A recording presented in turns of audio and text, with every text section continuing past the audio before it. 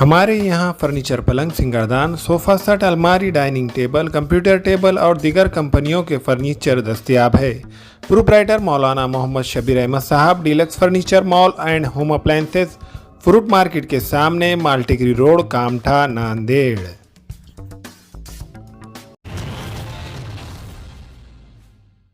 अस्सलाम वालेकुम नाज़रीन, नांदेड़ दो न्यूज़ में आपका इस्तकबाल है। चलिए जानते हैं आज की खबर।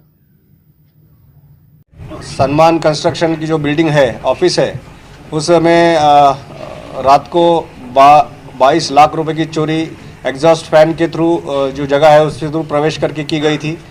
उसमें दूसरे दिन सवेरे 11:30 को जब उनको समझा कि ये हुआ है, उन्होंने कांटेक्ट किया और इमीडिएटली 11:40 11:45 को पुलिस टीम्स वहाँ पहुँची। उन्होंने सब तहकीकात की और 24 घंटे के अंदर जो सस्पेक्ट है सोनटक के नाम का, उसको आइडेंटिफाई किया गया।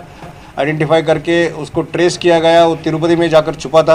एलसीबी टीम ने उसको जाकर वहाँ से लाया और 17,41,400 रुपये 22 लाख रुपए में से रिकवर हो चुके हैं और बाकी की रिकवरी वजीराबाद पुलिस स्टेशन को आरोपी हँडओव्हर करके करना सुरू है। सलमान कंस्ट्रक्शनच्या ऑफिसमध्ये 22 लाख रुपयाची घरफोडी एक्झॉस्ट फॅनच्या मार्गाने आतमध्ये प्रवेश करून ऑफिसमधून रात्री काढून घेऊन गेल्यात आलेले होते।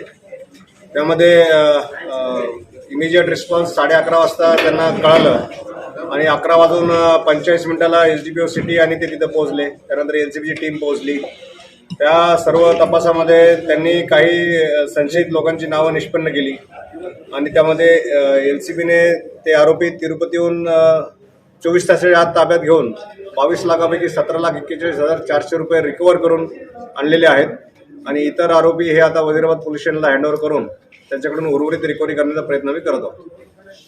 या चोरी करणारे जे आरोपी आहेत त्याचा आणि त्या गुत्तेदाराचा जुना काही संबंध होता का? नेमकं कशी चोरी उघडकीस आली? सोनटक्के जो आहे हा सोनटक्के त्या कन्स्ट्रक्शन ऑफिसमध्ये रूम बॉय किंवा सर्व्हिस बॉय म्हणून काम करत होता 1 वर्षापूर्वी आणि जे काही सीसीटीव्ही फुटेज आम्हाला परिसरामध्ये आणि इतर ठिकाणी मिळाले तर त्याचं वर्णन त्याशी मॅच होत होतं।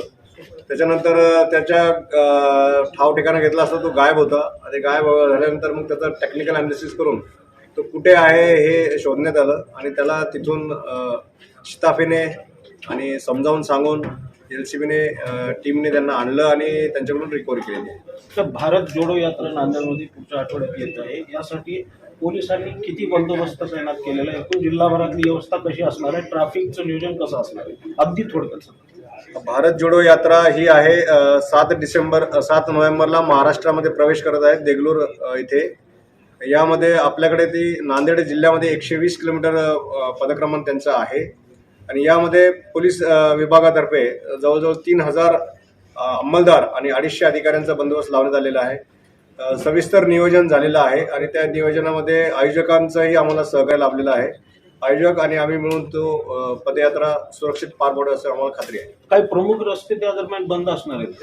याचं आम्ही नोटिफिकेशन काढलेलं आहे। 7 आणि 8 तारखेला नरसी फाटा ते पिटलाम ते तेलंगणामध्ये आहे, तिथून डायव्हर्जन पॉईंट्स आम्ही केलेले आहेत आणि 9, 10, 11 भोकर फाटा ते नरसी फाटा या रस्ता आम्ही हेवी व्हेकलसाठी डायव्हर्ट केलेला आहे आणि ठराविक वेळा ज्यावेळी पदयात्रा तिथे असणार आहे तेव्हा तो पूर्णपणे बंद असणार आहे। याबाबत आम्ही नोटिफिकेशन दिलेलं आहे।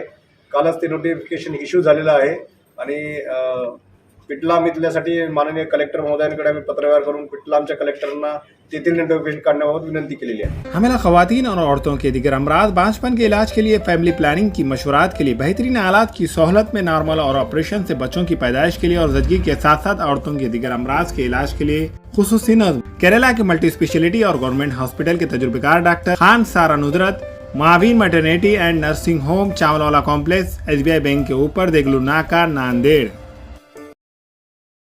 हैवेल्स फ्लोराइड शोरूम में fridge, AC, washing machine, TV, D fridge और मिनी अप्लायंसेस दस्तयाब है। खरीदारी करके scratch card, gift, discount offer से ज्यादा फायदा उठाए। प्रोप्राइटर अब्दुल रज़ाक, उनके फर्जंद Mohammad Irfan, Sahara electronic and appliances, Havells fluoride showroom, Wajegaon, Hyderabad highway road, Nanded. अस्सलाम वालेकुम, मैं इमरान खान। हमें उम्मीद है कि आपको हमारा चैनल अच्छा लगता होगा।